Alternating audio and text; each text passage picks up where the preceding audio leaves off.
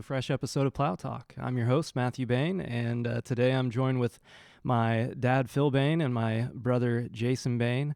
And today, folks, I don't know how we top this one after this. Be downhill, won't it? Ho, ho, ho, hey. No, we have Santa Claus himself here, Dennis Holbein. Matthew, one of Santa's helpers. I've actually helped Santa here at the Bane-Welker facility several years in a row. Yes. So you brought your bag even with you to prove it. Thank you for bringing that up. What do we have in there? Without any further ado, since you guys got me here so early this morning, I decided I needed to make a few things happen. Bring breakfast? Excellent. No breakfast. No breakfast. But I brought you all a mag light. Look at that. I needed one, actually. In the morning because it's so... Mine broke recently, so thank you very much. Very nice. I appreciate that. Well, you tell Santa thank you. Thank you, Santa. You're very welcome, but there's more, Phil. Okay. Oh, my goodness. Are you kidding me? No How about coffee, that? but a coffee cup. Thank you very much. As you can see, I will use that. So I must have been a good boy this year. You were. Now, there is one Bane boy who's not here who received several packages of coal over the years. Yes. That would be Mr. Jeff. So, Jeff, we're thinking about you. We will make sure he gets that. Yeah. Yes, indeed. Maybe. Yeah, maybe. Maybe. We'll see. Maybe. Well, thank you very much. Can you give us a hearty ho, ho, ho? You've got a good... Ooh. Ho, ho, ho. Hey, hey, hey. Listen No, to it's that. not Santa, but it's Dennis J. That's great. I worked on that one all the way here. Did you from really? downtown I could Crawford. tell, yeah. You had a little bit of time to practice. Well, as you could tell, we have a lively discussion ahead of us here at 6:43 a.m. right now, actually. So I'm proud of everybody being wide awake, and ready to discuss further about, especially Bane-Welker's history, which Dennis, you've been part of for quite a while. Several decades. Let's go back indeed. to 1981. Came to this facility itself. I don't remember this room being so well done. But as I drove over, I thought about how when I came in, I was 19, fresh, wet behind the ears, and Kenneth was selling a wagon, like a gravity box wagon, Bradford. And at the time, Unverferth probably wasn't very well known, but I live just 14 miles away, Ken. I'm now part of the community. So I worked that angle for several years and ended up getting some business. And over the years, it's been a wonderful ride with the Bane-Welker, or Bane originally, now Bane-Welker. Yeah. Do give us real quick, just so people know your background, what you do now, your position, Sure. and all that good stuff. Well, I'm fortunate to be working for the same company since 1978. Moved here in Indiana in 1981. Where are you from originally? Ohio. Okay. About 5 miles from the home office. Gotcha. And I've been fortunate to keep the same geographic territory. So I've built great relationships over the last 43 years. Mm-hmm. So That's looking great. forward to a few more. Yeah. Excellent. What's your quote unquote official title? Oh boy. You can make one up even if you want. I'm Western Indiana's territory manager. Excellent. And we're not much into the titles. We just believe in doing a job. We're not. As long as they sign the paycheck, exactly. That's the best as long title as you you can order have it, you pay. Unverferth on the top. Exactly. Well, that's great. Well, Dad, Jason, I'd love to hear your, I guess your first experience here with Denny, and for me, let me just say this real quick. I got to get out here before I forget about it. There's a picture, and I may or may not show it in this video. That's always in the forefront of my mind whenever I think about Dennis Holbein. It's an 8x10. I got a maroon Unverferth jacket Yeah, you on. do actually. Yeah, And you do. It was at one of your fish fries. Yes, indeed. And it was You're right giving out a salute here, to- right? It was Right outside by the cold storage building. Yeah. And basically that individual who got coal is not here, but he was there those days. Yeah. What you probably don't realize is the year before, he apparently guys deep fried fish, and he must have greased the handles on my truck because it was the pull handles. Yeah, and I could not get the blessed thing to open. And then a year later, I should have been a little wiser. I hopped in my brand new, I think it was probably 1999, 2000 pickup truck, and I started it, and I put it in reverse. Revved it up, nowhere. Put it in drive, nothing. I thought, man, my transmission's out. So that's when the infamous picture you're talking about, Matthew, happened. As I walked out, I looked under my truck, and it was jacked up about a half an inch off the ground. Right? And I flew the flag to everybody that could see it. And someone in You this learned group, sign language real quick. yeah, someone in this group had a camera because it's an 8x10, and I used to be in the break room. So, That's where it belongs. Yeah. We need to get that back up there. Yeah.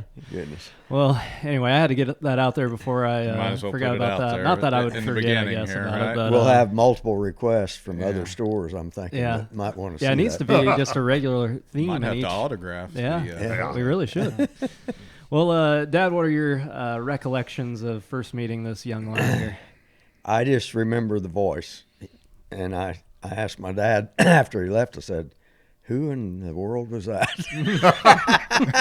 first impressions last. Yes, I do. Because he still had the gift of gab even at 19 years old or however old you were when you came in here, and it was unforgettable. So, Yeah. but Very good. we've had a great relationship from that day forward, actually. And I remember with Phil, there were two politicians in Montgomery County that didn't know each other but thought they knew each other and had a skewed view of each other, I believe. One was Senator Boots, and one was Phil when they were running for political office. I got them together. If you remember this, Phil. Yeah, at the forum. At the forum. Yeah. And Met for North breakfast. met the I South, believe. and yeah, Excellent. yeah, both had the same first name, but we'd never really talked to each other. yeah. And So, so it yes. it's good that he brought us together. He's quite the bringer together type person. I like to call myself conduit. There you go. I can run through it. Yes, indeed. Jason, what's your first recollection? Well, I just remember, of course, I'm quite a bit younger, I guess, as a kid. Hey. So I just remember like the fish fry and things that he brought up. We'd have open houses here nearly every year for, gosh, I don't know how many years consecutive there. And before we had the fish fries, Grandma and a lot of the ladies would, just serve sandwiches and things down here. And I just remember Dennis J. always being part of our open houses from the earliest days when this building was first opened. And that's my recollection. Of course, the infamous moment when he thought he lost That was his such a good transmission. snapshot. Everybody remembers that one. But Yeah. I have to share this, that Pat, Grandma Pat, Mom Pat, introduced me to cream pie. What's it called? Sugar cream pie. And she warmed one up for me. Yeah. And I had never had sugar cream pie before. Yeah. Oh, yeah. And oh my Lord, Changed now the it's world still right one of there. my favorite pies. Yeah. But That I mean, even what we've talked about so far, I think that's something that we've really hit on in the podcast that we've had so far.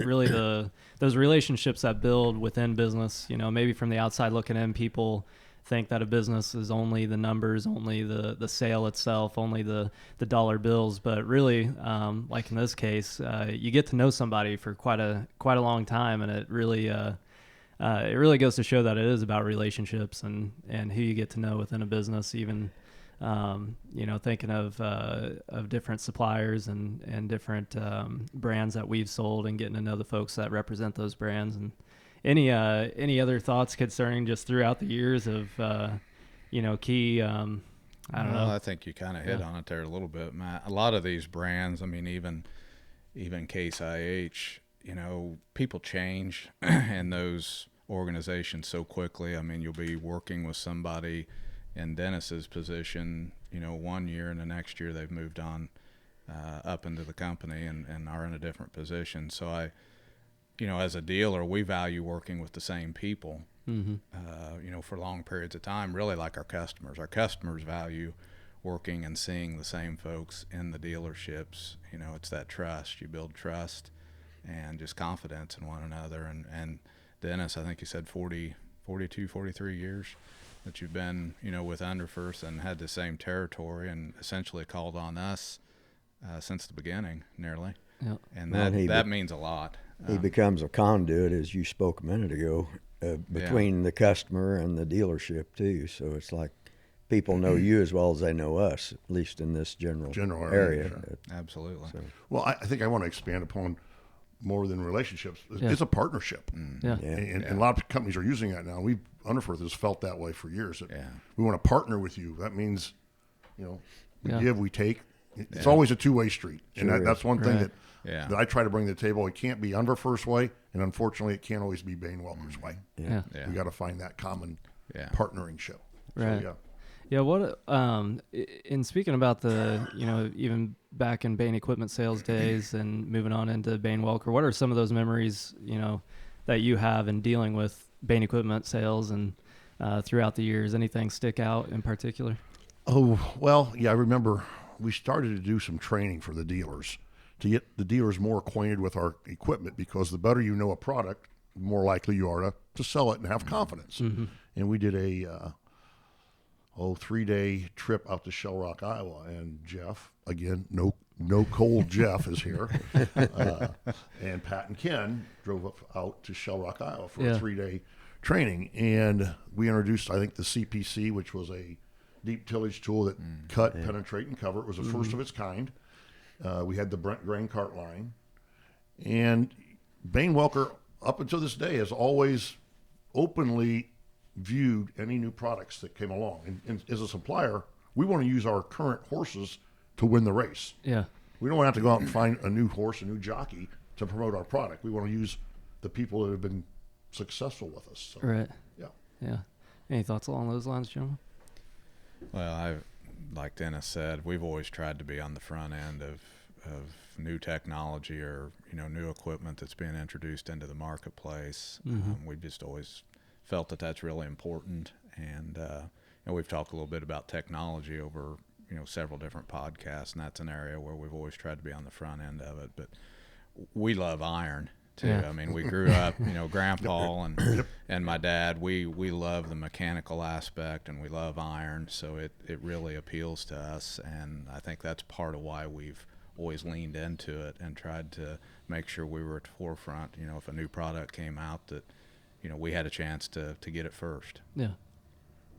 I think the neat thing about short line companies, and Unverferth is a large short line company, I would say, in comparison, but they're always on the forefront.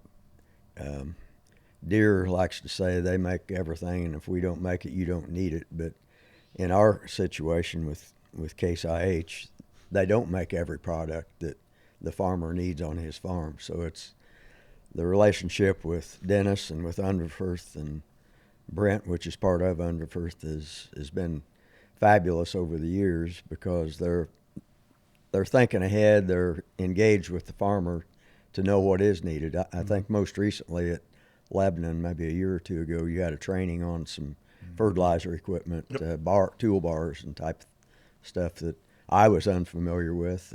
I didn't spend the whole day there, but I was in and out and appreciated what you brought to the table with our sales group over there. There again, it's that relationship and partnership that makes everything go. Hey, Matthew, I want to touch on something here that Phil just expanded upon. It's Unverferth's philosophy, my philosophy, is we want to complement your dealership. We don't want to compete with Case IH, because if you have a choice between buying a Case disc and an Unverferth disc, we know our place in the marketplace, and that is to complement your dealership, providing products that your major maybe doesn't supply or doesn't build as well or isn't as focused. As a short liner, we can focus on a smaller basketball court. We don't have to look at the whole arena. We can actually zero in on the 3-point line. Yeah. Where your majors have to build everything from a lawnmower to a combine. Yeah. Now, for years, even on the head trailers, I mean, you were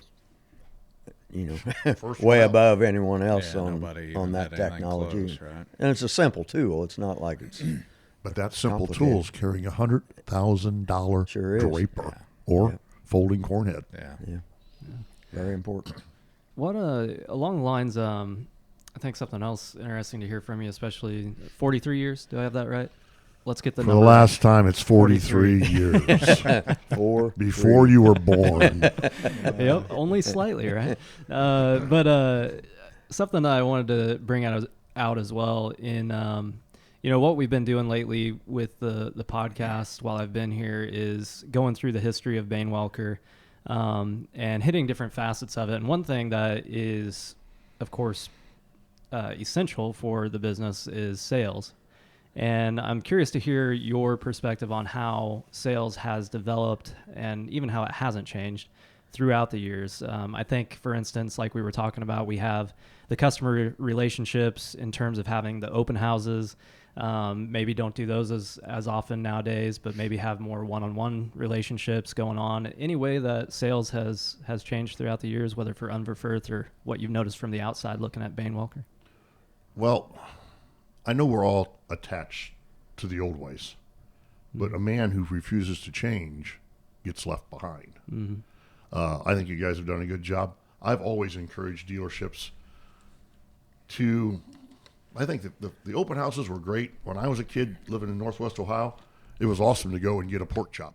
Yeah. Okay. Yeah. Today's farmer, today's families, we eat out.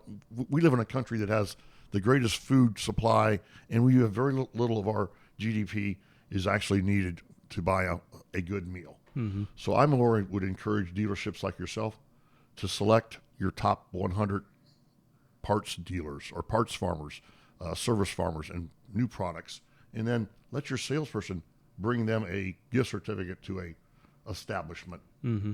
and allow them really to earn that business. And I understand that a lot of people say, well, but what about the guy that buys a lawnmower? Well, encourage the guy to buy a lawnmower, a leaf blower, and a chainsaw, and maybe he'll move up. Mm-hmm. But I think customers have earned the right. They expect a lot. Yeah. They've earned the right, and they expect a lot from your service, parts, and sales department. Yeah. Anything? It's 24/7 nowadays. I mean, with the advent of the cell phone and all that, there's never a dull moment, so to speak. Weekends, day and night, whatever. It's like, and like he said, the customer expects that return call. Mm-hmm. One of your favorite voice messages that you left on your phone system at home when you weren't there was, "I return sales calls." It was called, and it's coming up. It's called, "This is Dennis J. with the IRS." No, it's not the Internal Revenue Service. It's "I return sales calls." And to this day, Phil, lots of customers still remember that. Yeah. That's great. And it's applicable, I think. So. Yeah. Yeah. Any thoughts along those lines, Jason? It's definitely changed a lot. I mean, the good old days when you'd have 200 or 300 people come in, Mm-hmm. to an open house and do a big feed. I think that's kind of gone by the wayside. I think with the advent of technology, and if they have to call you, it's almost too late anymore, so to speak. So with technology and some of the things we can do with it, smaller groups, engaging customers in smaller groups, I think they appreciate that more today. Mm-hmm. We found, like with clinics and, like Dennis said, taking small groups out, and to lunch or whatever the case may be, seems to be more powerful and impactful than the larger feeds or open houses, so to speak. So what's the impact? We've talked with Machinery Pete, for instance, a couple times, and what's been the impact on online auctions? I think even in the last 2 years with Rona and everything that happened with that, Machinery Pete was talking a lot about how quickly there was a surge in the online market. In terms of sales and competition, how has that been? Well, we don't directly use the auction system because we sell through our dealers. Right, exactly. But what we have experienced, Matthew, is that we've introduced a new website, and it's called the Virtual Trade Show, VTS. So this allows the farmer to have the trade show experience, but by sitting behind his computer, and he can watch a video which has a walk around by one of our experts to talk about a spreader or a fertilizer piece, as Phil had mentioned. Yeah. If they then fill out the questionnaire, they can receive a present or a gift, just like they would at a farm show. And then they provide us with some follow-up information, who their dealers are. The hits on that is amazing. Yeah. And I'll share this with you from an outside view. One of my son-in-laws shared with me, he said, "Pops, your trade shows?" I said, "Yeah, been going to them for years." He goes, "They're sort of like the mall today." And I said, "I don't understand." He goes, and I'm sure Phil and Sally on Sunday afternoons after church, you'd go to Lafayette, walk through the mall, right? See somebody. "Hey, Phil, hey, DJ, how are you?" Those days have changed forever. Mm-hmm. Sure have. I mean, for the retail end, it's just amazing how this pandemic may have escalated that. Would that be a proper way to look at it? Yeah. Yep, for sure. Kind of push things a little faster in that regard. How though, in terms of competition, so I know you aren't taking part in the auctions with what you have, but competition-wise, say with, guys wanting to go after maybe more used equipment and stuff like that, have you found that difficult in competition with competing with auctions and stuff like that, or has it been a good challenge? Or I question the long-term benefit to a dealership such as Bane-Welker. I look at it from a little different perspective. If I had a piece that I was upside down in, okay, and we all know what that means in this industry. That means we, the dealers, gave you, Mr. Farmer, too much money for that piece of equipment. So I look at it this way. Why do I want to put it on an auction and it goes to Montana or Pennsylvania? Maybe I should make a list of customers and then periodically go through that list and offer a local customer a deal and say, hey, this is a one shot only. If you want it, fine. If you don't, we're going down the list. But keep that piece of equipment in our backyard where we can sell the parts and the service. Whenever a piece of equipment leaves your trade area, that other dealer is getting the oil filters, all the service for that product. But now that's from a non-dealership perspective. Yeah, what do you guys say to that? I experienced that firsthand there in the mid 2010s, 16, when the market really plummeted, and that happened to be the time that we took on the superstore in Ohio, and we had just so much used inventory at that time that was overvalued that we were upside down in, like Dennis said. And we took a lot of that iron to auction. And we learned through that experience that exactly what Dennis is saying. Rather than take it to auction and pump it out to Montana or Arizona or who knows, where it ends up. Yeah. Let's make a deal locally, in our communities locally, and keep that business here at home rather than send it off, to auction. And well, Jason, you got to realize you're here at home covers a pretty big footprint. Yeah, it does now. It does now. Because we go from Ohio, all the way up to the Michigan line. So absolutely. But I think there's a lot to be said for that. I think we learned from that. We've, not really done an auction per se since that 16 time frame was about the last true auction we've done. Now we've sent a few odds and ends through like Auction Time or, Big Iron or something like that. But to Dennis's point, there's a lot more opportunity if we keep it here at home. Mm-hmm. There comes a point in time when you do have to bite the bullet and say, look, that I can't feed my family on that piece of iron sitting out there. It's been there 2.5 years. Yeah. I've exhausted every person that I think of that could buy that. Yeah. I just got to get rid of it. So you basically take salvage value sometimes on some pieces, and maybe you throw it in with an auction with some other people, community auction or something like that. But those things are becoming fewer and fewer as time goes along. Kind of like the mall experience. It's at some point in time, we're probably going to regret that we don't have a mall any longer once it's gone. Sure. You did meet a lot of people. You did have some hello there, Dennis J. or type moments in the mall. Yeah. And I don't know. If everybody gets isolated and just hides behind their computer screen, I'm not sure that's healthy either. So. Yeah, for sure. Yeah. We're showing our age, Phil. I know. Although I will say, Dad, I've had quite a few people say that they think that you know how to use your computer and your phone better than they do, and they're half your age or younger. So maybe, but I'm just saying. Okay. You've adapted. But it to is the times. a tool. It's a tool, right. And you still need to keep those personal relationships. I think with your customers, your vendors, suppliers. Yeah, for sure. What I guess getting into the broader scope of things, what are you thinking in terms of just agriculture, farming in general in this coming year? I know there's a lot of talk and prices and everything else, a lot of concerns that people are having, which seems to be every year. I mean, if we're honest, we always have concerns, but what do you think 2022 is looking like for folks? Well, let's talk about futures in the farming industry.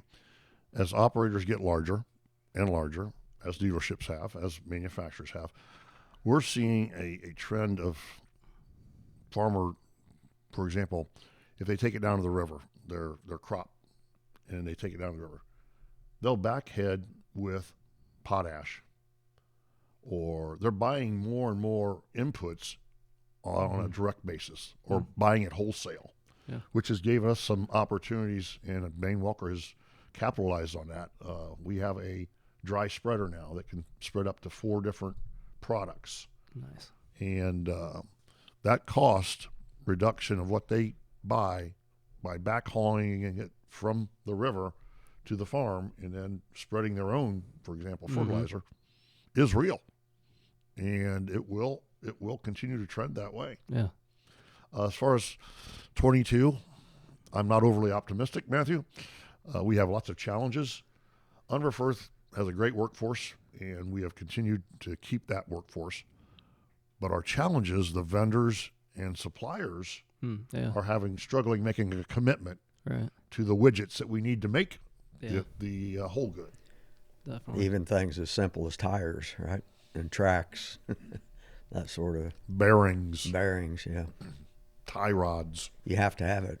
The machine is not worth a dime if you can't put the rubber on the ground, or the bearing on the auger, or whatever the case may be. Well, and it was simple. Phil, it was just as simple. This summer, we had grain carts complete.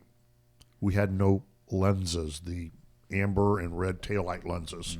And I had several dealers that said, well, just ship us the grain cart Jason's already laughing. Just send us less the lights and we'll put them on. Well, there's a thing called liability anymore. Yeah. I remember, and Phil remembers, when the girl's name Sue was a popular girl's name. Now everybody would love to sue, so we cannot ship a product less lights. It's just not going to happen. Yeah. We had talked about what you started with there, with the spreading and all that stuff. I think we were talking about, for instance, series here and like what the future is going to be for a place like that, right? In terms of I think it's definitely shifting. I mean, growers want to be able to control that, really all aspects of their business, right? And I think we're seeing a real swing on what we call the application business, more toward the grower owning that equipment and purchasing those inputs direct from a wholesaler versus going through like a Series or Co-Alliance or some of those folks that have traditionally been there for as long or longer than we have, right? So we're definitely seeing a swing that direction. It'll be interesting to see how they reinvent themselves Absolutely. to bring value, because the problem is everybody wants their 28 put on the same time. Yes. And there's just, I understand they have a problem that they can't put it all on at one time. So, and I think, I just attended a ag banking seminar at Purdue, and there was a gentleman, a professor there that just talked about, the weather patterns and things. And we're in one of those periods that's normal. It's not, what you hear on the news. This is a normal pattern we're in where there's going to be more volatility with the weather. So you've only got so much time, I guess, from a grower's perspective to get some of these things done. So I think that'll play a role as well here in the next decade and beyond. Yeah, Matthew and I were talking yesterday. We had to run into Crawfordsville and pick up some items, and I just mentioned, I said, we're, 120 days from planting again. And turning dirt in 100 days, Yeah, so April 15th, there'll be a lot of grain put in the ground, but there's all that activity that takes place prior to the actual seed hitting the soil that is it's a must. You can't just ignore it. Well, we feed the crop differently today too. I mean, it's almost like a 10-month process in terms of preparing and feeding, this crop. It's just changed dramatically, really in a decade here. We've seen quite a swing. Yeah. Switching to, I want to give more opportunity here specifically for Unverferth and talking about what, if somebody who may have a vague understanding of agriculture, or maybe they're just interested in switching brands up or whatever, what makes you guys different than the competition? That's a very good question. And one thing that we're doing right now is the price lock guarantee. Matthew, everyone's talking and concerned about inputs, right? What's my input's going to be for potash? What's it going to be for fertilizer, lime, seed? Unverferth right now from November 15th through January 15th. You walked right into this one, Matthew. It was great. We have the opportunity for any customer of Bane-Welker's to lock a price in today. That's right, today, December, 13th? 13th. But we, the manufacturer, know that we will not be able to get it to you till after the 22 season. So what you may do is you may run that Brent 1082 grain cart one more year, but you're locking that price in today. So to me, it's a pretty gutsy move because we have no idea what steel's going to cost us in about 18 months. Right.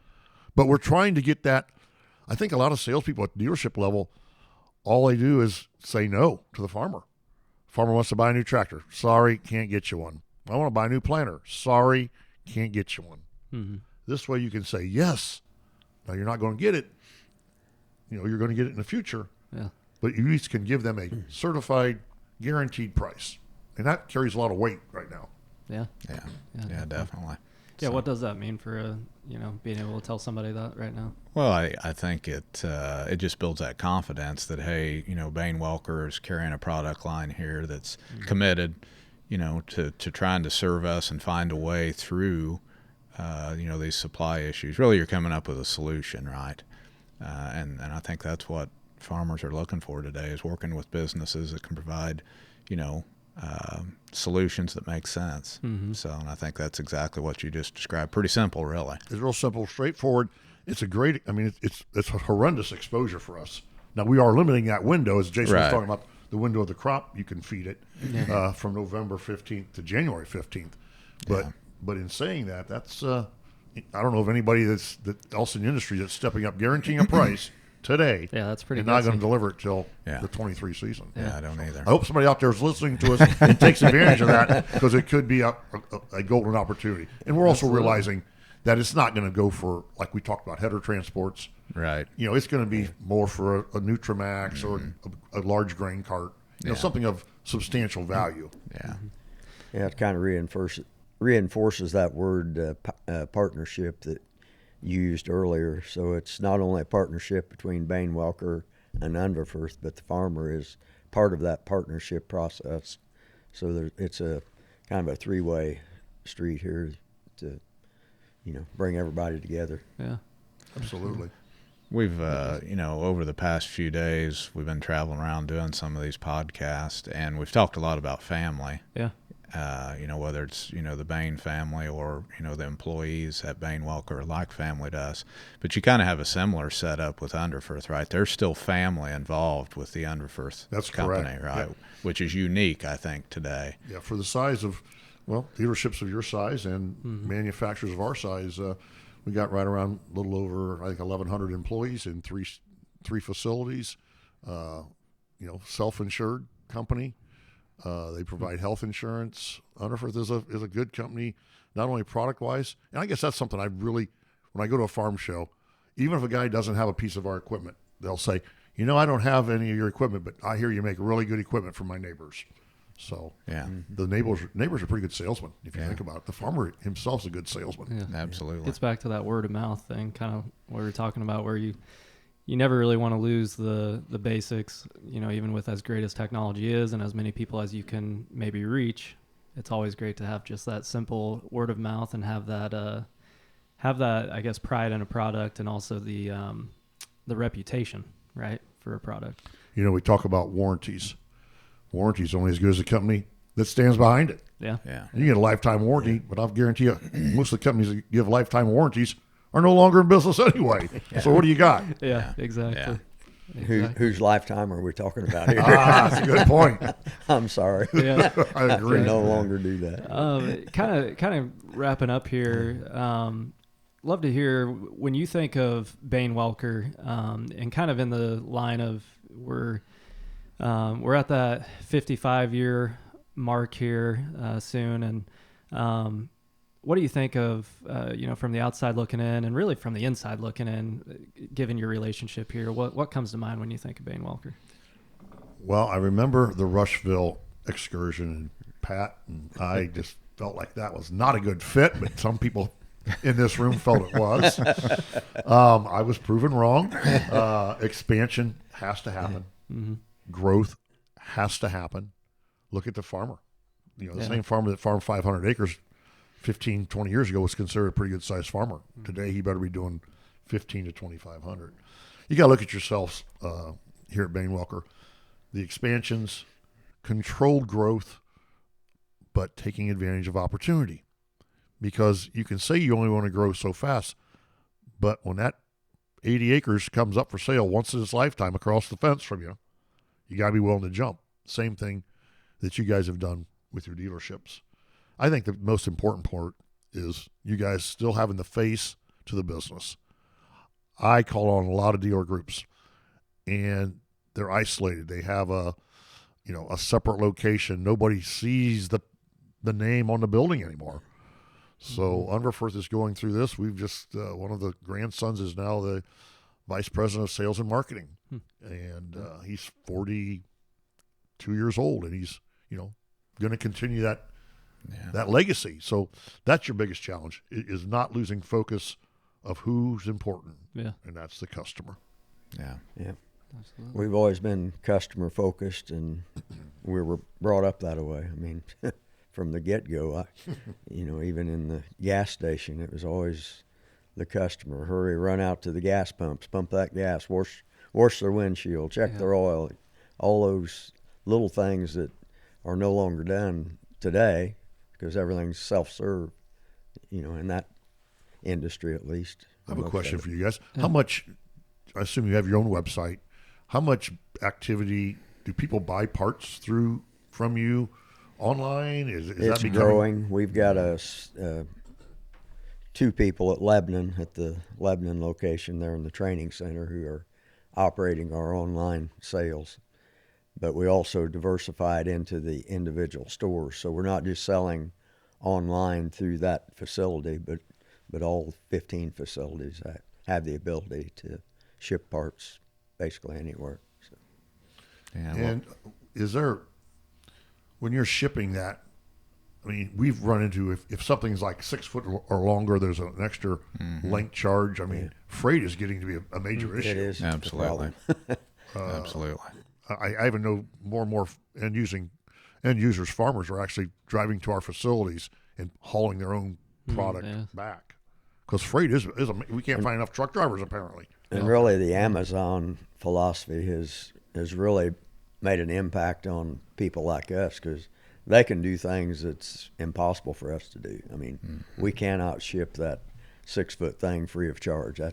Well, even they nowadays have put themselves in a kind of a tough spot, because they can't do the 2 day anymore. I don't remember the last time I order quite a bit from Amazon just for things that I do, and I don't remember the last time it actually came in 2 days, like the prime shipping used to be. I remember when it used to be that way, but I think even they've put themselves in a rut where they can't live up to the expectation of their own branding, which is interesting. I need to put a plug in here. We do have a new website coming out here for Bane-Welker.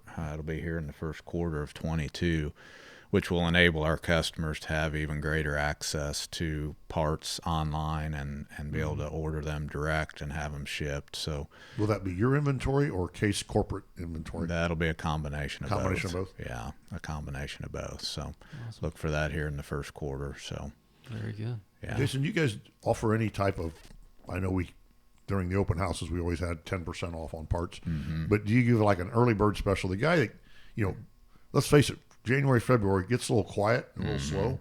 Is that a time to try to push that customer, with some kind of incentive to? We have a couple different things there. We actually run year-round what we call Bane-Welker Red Zone Rewards, and it's a program where you actually accumulate points similar to like a Southwest airline card, for instance. And we've actually had customers, that say we'll run their combine through the shop that'll accumulate enough points that they can buy a lawnmower without any money out of pocket. So I would really encourage folks to check out our Red Zone Rewards program if they haven't, and ask your local parts sales specialist about it and get signed up for it, because it's really a lucrative program that runs year round. And then we do have specials. We'll have a filter February coming up here. I get it. Yeah, where we'll run that, and it's really been successful, where you get your best deal on filters and fluids that month, and we have some tillage months where we'll run some tillage specials and things, and harvesting months. You get closer to harvest. You just reminded me. I'm saying this only so that when I'm editing this, I'll remember to put this in on the video. But we have an old specials. Yeah, you need to put that on. Right? I forget what the prices were for stuff. It was it was ridiculously cheap. I wish I had it with me right now. 5-gallon bucket of high trend was like $28 or something. Yeah, you're talking $100 today. So yeah, crazy. I want to plug that in right now while you're talking about that. But, so yeah, we do run some specials to try to draw that business in, in the off season. And right now we've been trying to promote with customers. You need to really think about stocking up because you may not get it. I can tell you right now, as an example, there's combine parts today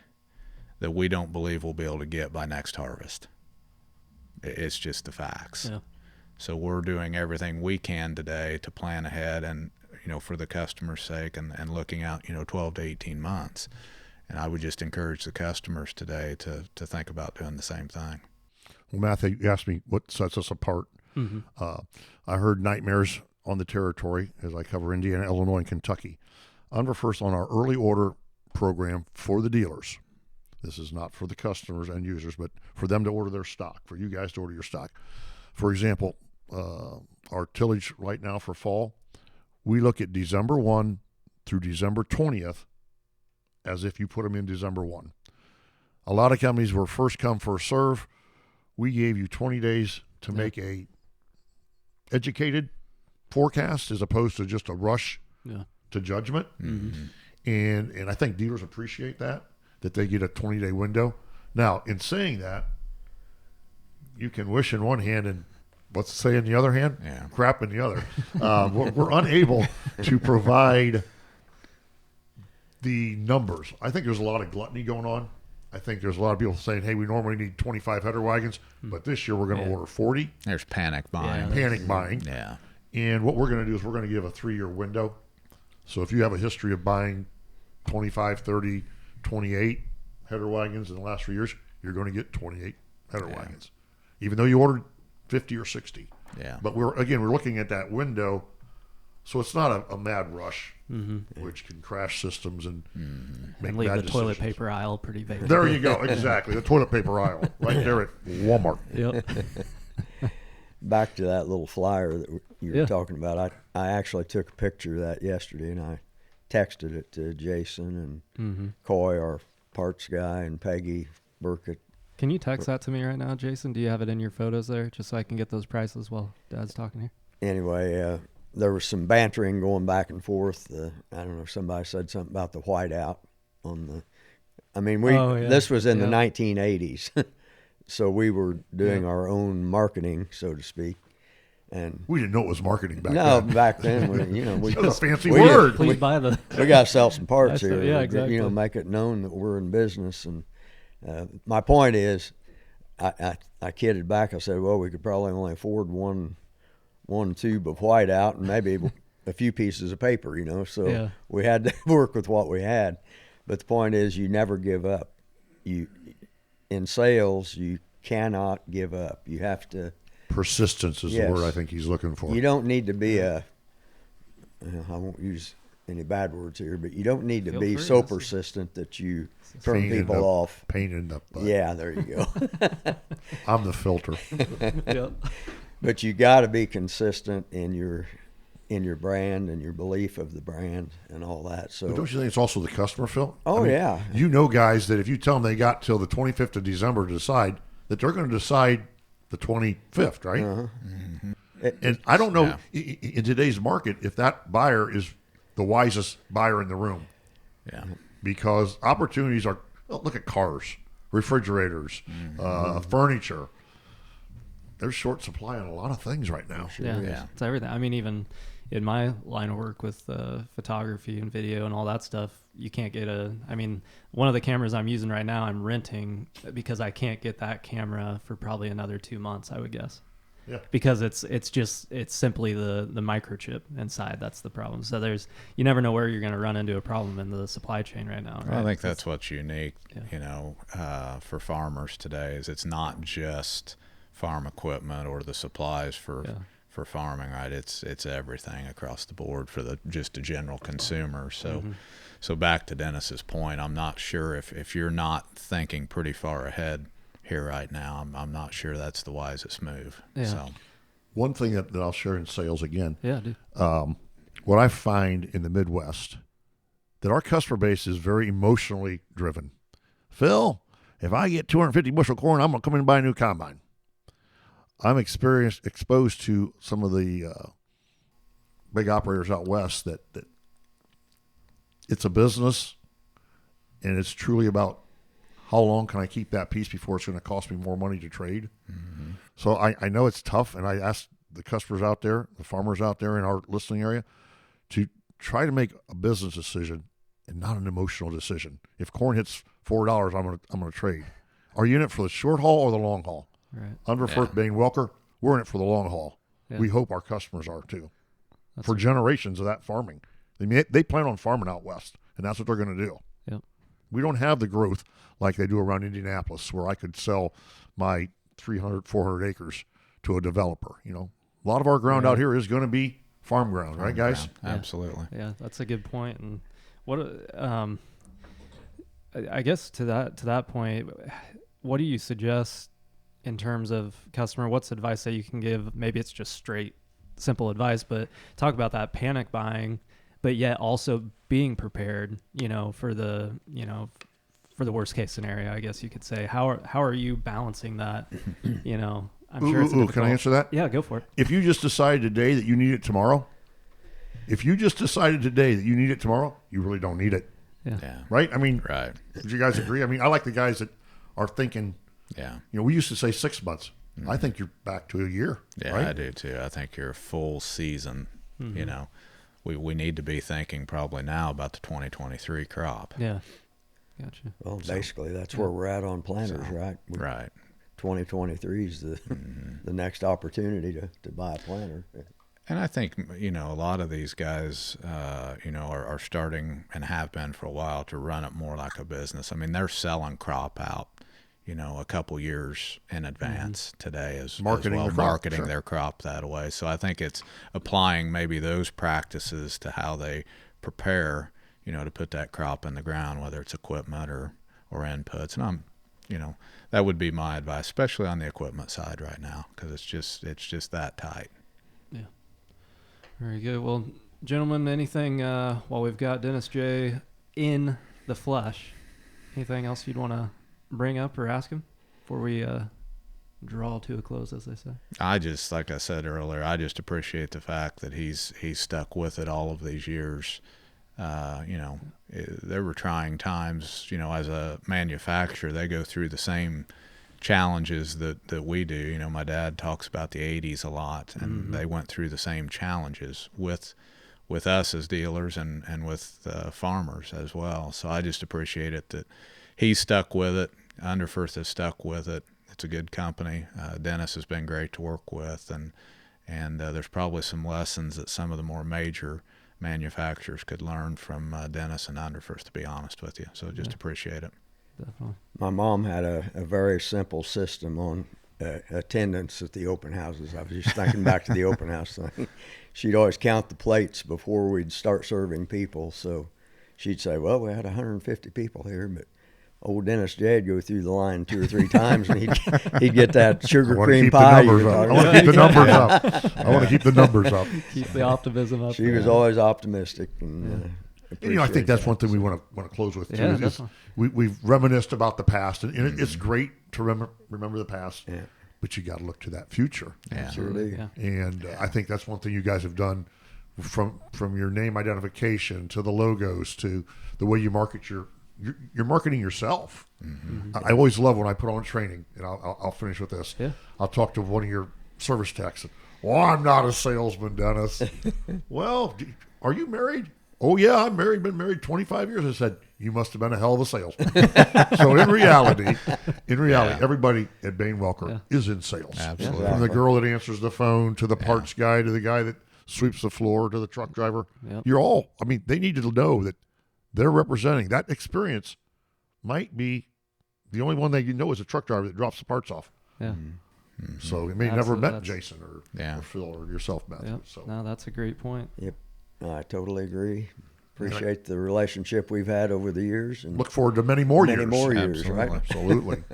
Well, yeah, that's for me as a younger guy. It's definitely fun getting to talk to folks that I've seen with less knowledge. I've had less knowledge of the business side. Just growing up, I was running around here playing, probably trying to get on one of the 4-wheelers we used to have or whatever, and running up the hours and everything else, making it unsellable and all that good stuff.